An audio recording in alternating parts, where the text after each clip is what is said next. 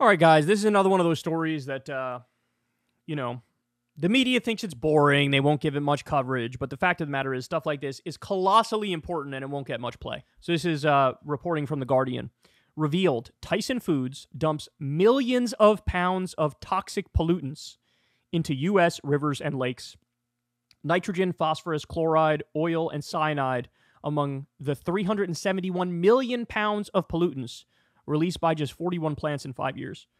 So they were only looking at a small number of the actual plants, right? And even among this small number of plants, there is a colossal amount of toxic shit that they're dumping into drinking water.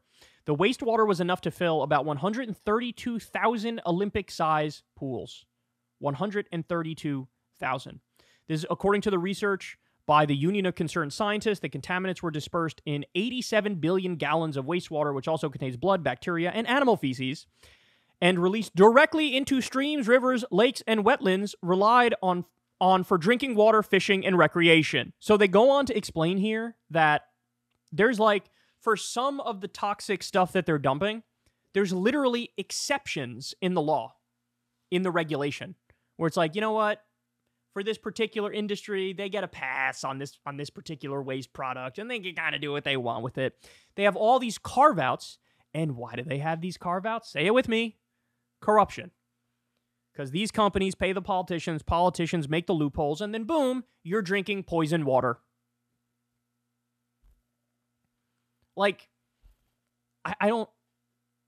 feel like everything is broken now, don't you? Don't you feel like every single thing is broken? Because, by the way, I see this story in The Guardian. I don't know how many others have covered it, if any.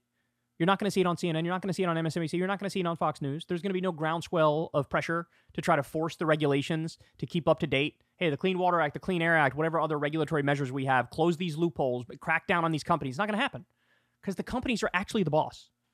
They're the boss. They have the money.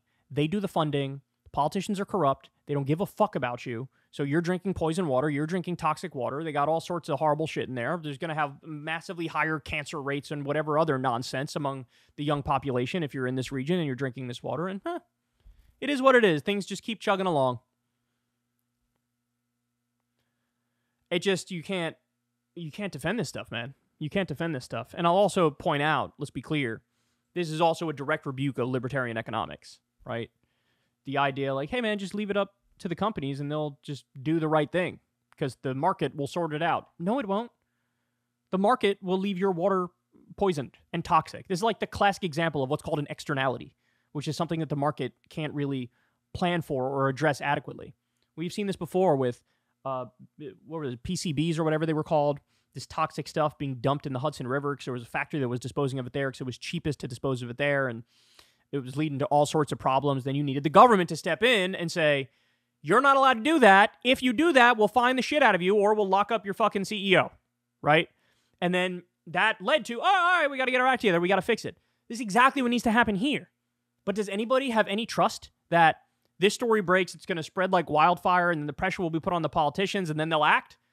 Or even just the pressure put on the regulators and then they'll act? No, because oftentimes what happens, Democratic and Republican administrations, Republicans 100% of the time, will pick somebody from the industry they're supposed to be regulating to run the regulatory agency. So in other words, this would be like the head of Tyson Foods or a lobbyist of Tyson Foods is in charge of the regulation for this water that Tyson Foods is polluting. And oh, would you look at that? They're going easy on the food company and letting them pollute more. Wow, what a surprise. What a surprise. That's how insanely broken everything is. But anyway, guys, I'm just scratching the surface here, right? Like, I'm just giving you a little bit of this. Do yourself a favor. Go to The Guardian, read this whole article. Revealed Tyson Foods dumps millions of pounds of toxic pollutants into U.S. rivers and lakes. Go read it and really have your eyes open to what's actually going on. Hey, y'all, do me a favor and like and subscribe. It helps out big time in the algorithm.